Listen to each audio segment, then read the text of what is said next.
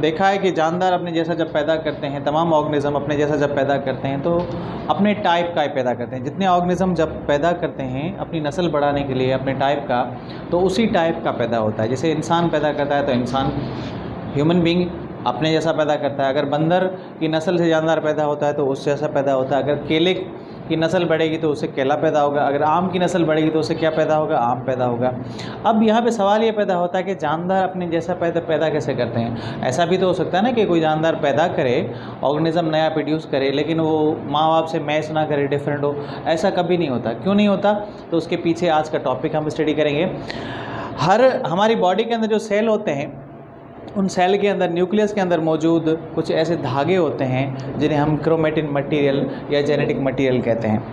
ये chromatin material या genetic material coiled structure की सूरत में बने हुए कुछ धागे होते हैं। ये आम तौर पे सेल के अंदर दिखते ऐसे जैसे कॉइल्ड धागे हों।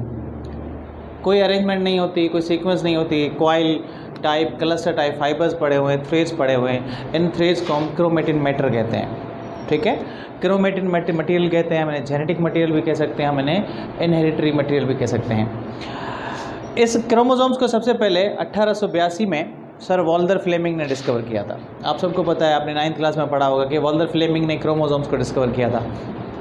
अच्छा, ये क्रोमोसोम्स जब सेल डिवाइड होने वाले होते हैं या फिर सेल अपने नेक्स्ट स्टेज में जा रहे हैं डिवाइड होने के बाद, या फिर सेल के अंदर ये क्रोमोसोम्स कुछ ऐसे आते हैं जिसमें ये अरेंज हो जाते हैं, पैरेलल हो जाते हैं, सीक्वेंस में चले आते हैं।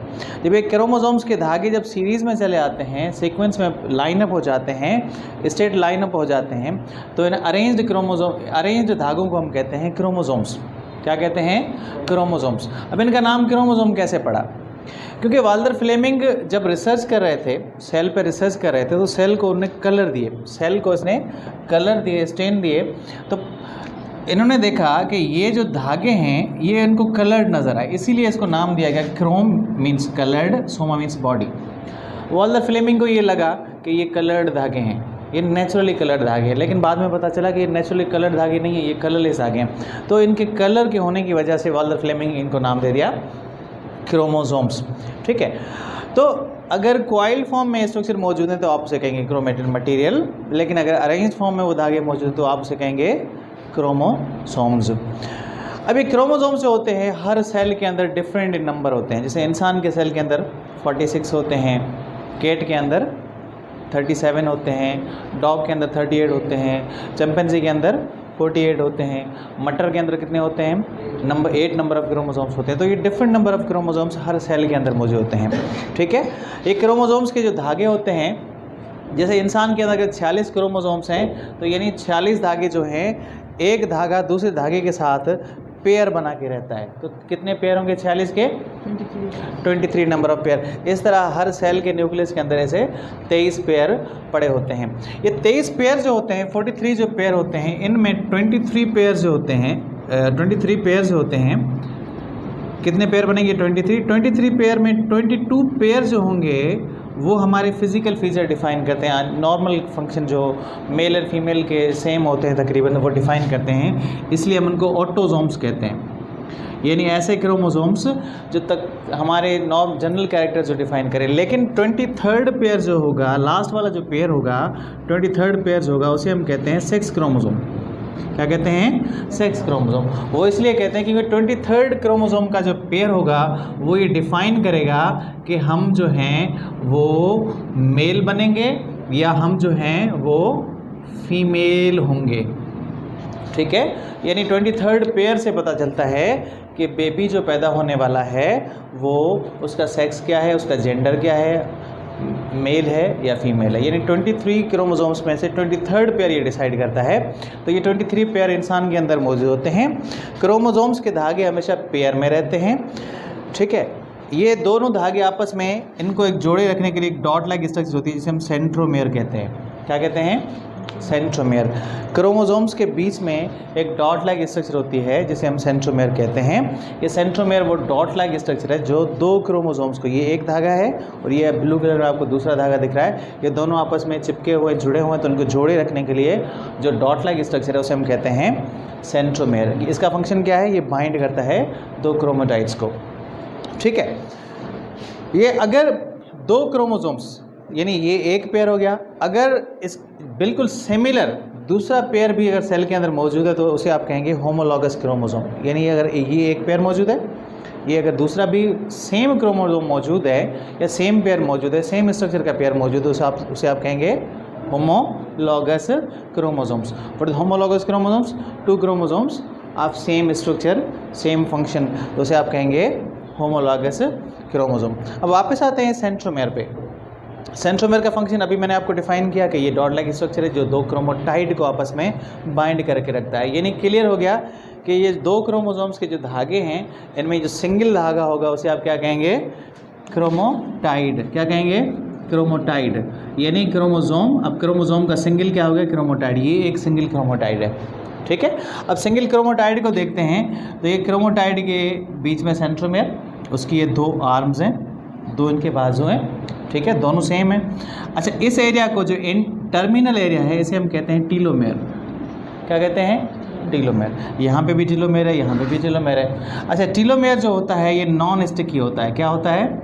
नॉन स्टिकी होता है। नॉन स्टिकी, इसका फंक्शन ये है कि 23 पेयर अगर सेल के अंदर क्रोमोसोम पड़े हुए हैं तो जाहिर है कि क्रोमोसोम आपस में जुड़ सकते हैं एक दूसरे के साथ, लेकिन जुड़े हुए नहीं होते, जुड़ते नहीं हैं, क्योंकि ये टीलोमेयर जो है इनके इन साइड पे, इनकी टर्मिनल साइड पे इनको बाइंड करने से प्रिवेंट करता है, रोक के रखता है, ताकि क्रोमोसोम सारे आपस में जुड़ ना जाए, ठीक है। अच्छा, उसके बाद जो है ये जो एरिया है, जो मैंने आपको ये ब्लैक लाइन में शो किया है, इस एरिया को हम कहते हैं यूक्रोमाटिन। क्या कहते हैं? यूक्रोमाटिन। ये मैंने नीचे लिखा है, यूक्रोमाटिन जो है ये एरिया, और इस एरिया को हम कहते हैं, ये जो एरिया आपको दिख रहा है इसे आप कहते हैं हेट्रोक्रोमाटिन। अब एक क्रोमेटिड के अंदर हेट्रोक्रोमाटिन जो एरिया होता है तकरीबन 95% होता है। साइंटिस्ट कहते हैं कि एक क्रोमोसोम्स के अंदर आज तक जितनी रिसर्च हमने की है उसमें सिर्फ हमने 5% रिसर्च की है, वो, और उस एरिया को हम कहते हैं यूक्रोमाटिन। यानी इंसान के अंदर हमारे जो पहले हमने सबसे पहले टॉपिक में शुरू में हमने सवाल किया था कि हम अपने पेरेंट के जैसे क्यों हैं, हम जैसे बोल रहे हैं वैसे जैसे हमारे पेरेंट्स बोलते थे, हमारी बॉडी की जो स्ट्रक्चर है हमारे पेरेंट के जैसे, क्योंकि उन्होंने हमें कोड शिफ्ट किए हैं। वो कोड कहाँ पे मौजूद हैं? इन क्रोमोसोम्स के अंदर मौजूद हैं। कहाँ पे मौजूद हैं? इन क्रोमोसोम्स के। तो वो कोड जो बायोलॉजिकल कोड मौजूद हैं, जहाँ तक आज तक रिसर्च हुई है वो इस यूक्रोमाटिन के अंदर रिसर्च हुई है, और यहाँ पे ये कोड्स मौजूद हैं। साइंटिस्ट कहते हैं कि हेट्रोक्रोमाटिन जो है वो 95% होता है, वो इतना कंडेंस होता है कि बहुत कम खुलता है। इस पर बहुत कम रिसर्च हुई है और ये कम खुलता है सेल डिवीजन के दौरान या रिप्रोडक्शन के प्रोसेस के दौरान। मोस्टली जो जीन्स होते हैं, मोस्टली जो कोड्स होते हैं, बायोलॉजिकल कोड होते हैं, वो इस एरिया में रिसाइड करते हैं, यहाँ पे रहते हैं, ठीक है। अच्छा, यहाँ पे एक और मैं आपको बात बताऊँ कि इस सेंट्रोमेयर के इर्द गिर्द एक और लेयर होता है, स्टिकी लेयर होता है, जिसे आप काइनेटोकोर कहते हैं। जब सेल डिवीजन होती है तो स्पाइनल फाइबर्स जो बनते हैं तो क्रोमोसोम से अपोजिट पोल की तरफ ट्रेवल करके जाते हैं, तो स्पाइनल फाइबर आकर यहाँ पर अटैच होते हैं काइनेटोकोर की लेयर के साथ, और क्रोमोसोम्स को अपोजिट पोल की तरफ ट्रेवल करने में हेल्प करते हैं, ठीक है। जब एक क्रोमेटिड अपनी कॉपी बनाता है तो उसे हम कहते हैं सिस्टर क्रोमेटिड। क्या कहते हैं? सेल डिवीजन के प्रोसेस के दौरान एक क्रोमेटिड सेपरेट होगा, अपनी एग्जैक्ट कॉपी बनाएगा, उस कॉपी को हम कहते हैं सिस्टर। तो जैसे मैंने अभी आपको बताया कि यहाँ पे कोड्स होते हैं, बायोलॉजिकल कोड्स कहाँ पे होते हैं? क्रोमोसोम्स के अंदर, हमारे सेल के अंदर, क्रोमोसोम्स के अंदर, क्रोमेटिड के अंदर, यूक्रोमाटिन के अंदर वो बायोलॉजिकल कोड होते हैं, वो स्ट्रक्चर्स होती हैं जो एग्जैक्ट कॉपी बनाने में हेल्प करती है। यानी जो पेरेंट के अंदर स्ट्रक्चर है, जैसे पेरेंट के अंदर अगर 2 आँखें हैं तो हमें भी 2 आँखें बनेंगी, अगर पेरेंट के बाल जो है घुंघरालू हैं तो हमारे बाल भी घुंघरालू होंगे, अगर उनकी स्किन का कलर फेयर है तो हमारा स्किन कलर भी फेयर होगा, अगर उनकी हाइट लंबी है तो हमारी भी हाइट लंबी होगी। इस तरह जो कैरेक्टर्स हम में आते हैं, हम में ट्रांसफ़र होते हैं, वो इन क्रोमोसोम्स की मदद से ट्रांसफ़र होते हैं। यानी क्रोमोसोम्स क्या हैं या क्रोमेटिन क्या है या ये स्ट्रक्चर्स क्या हैं, ये वो व्हीकल हैं जिनके थ्रू पेरेंट के कोड हम में ट्रांसफ़र होते हैं और हम में वो कोड्स जनरेट होते हैं, बनते हैं। अब आइए इस क्रोमोसोम की स्ट्रक्चर को डिटेल में समझते हैं। क्रोमोसोम्स की जो केमिकल स्ट्रक्चर है, उसके अंदर जो भी केमिकल्स मौजूद हैं उसे हम कहते हैं क्रोमेटिन। क्या कहते हैं? What is chromatin? The chemical material present within a chromatide. ठीक है। अब केमिकल मटेरियल कितने मौजूद हैं? 2 मौजूद हैं, एक डीएनए, दूसरा हिस्टोन प्रोटीन। यानी क्रोमोसोम्स किसके बने हुए हैं? 2 चीज़ों के बने हुए हैं। किसके बने हुए हैं? Number 1 DNA which means deoxyribonucleic acid, ये न्यूक्लिक एसिड है, इसकी डिटेल हम बाद में पढ़ते हैं। उसके बाद हिस्टोन प्रोटीन। तो ये क्रोमोसोम्स के जो धागे होते हैं आमतौर पे आपको ऐसे दिखते हैं, ये धागे, ये एक धागा है क्रोमोसोम्स का, लेकिन इस धागे को अगर हम खोल के देखें तो ये एक धागा जो है, इसके अंदर भी जो है ये धागा, जो अगर इसको खोलें, ओपन करें, तो इसके अंदर हिस्टोन प्रोटीन होता है। हिस्टोन प्रोटीन के ये मॉलिक्यूल मैंने आपको दिखाए हैं। हिस्टोन प्रोटीन के 8 मॉलिक्यूल एक साथ होते हैं। अब बंडल ऑफ 8 मॉलिक्यूल्स, कितने? 8, ये 2, ये 4, इसके पीछे 4 होंगे। 8 मॉलिक्यूल होंगे हिस्टोन के, उसके ऊपर धागा रैप करेगा, फिर नीचे 8 मॉलिक्यूल्स, फिर उसके ऊपर देगा फाइबर जो उसके ऊपर लपेटा हुआ होगा, फिर नीचे हिस्टोन प्रोटीन। इस तरह रिपीटेड हिस्टोन प्रोटीन होंगे, उसके ऊपर धागा बना होगा, धागा रैप अप हुआ होगा। तो ये स्ट्रक्चर जो है मिलती हुई, ये स्ट्रक्चर मिलती हुई, कॉइल होती हुई, ये पूरा एक क्रोमोसोम बना, क्रोमोटेड बनाती है। क्या बनाती है? क्रोमोटेड बनाती है। ठीक है। अगर एक क्रोमोसोम्स को खोल के देखें, एक सेल के क्रोमोसोम्स को अगर देखें तो वो कितना लंबा होता है? एक सेल के अंदर तकरीबन 2 मीटर क्रोमोसोम मौजूद होता है। कितना? 1 मीटर, तकरीबन इतना होता है। 2 मीटर क्रोमोसोम एक सेल के अंदर, क्रोमेटिन मटेरियल एक सेल के अंदर मौजूद होता है। लेकिन ये क्वाइल्ड,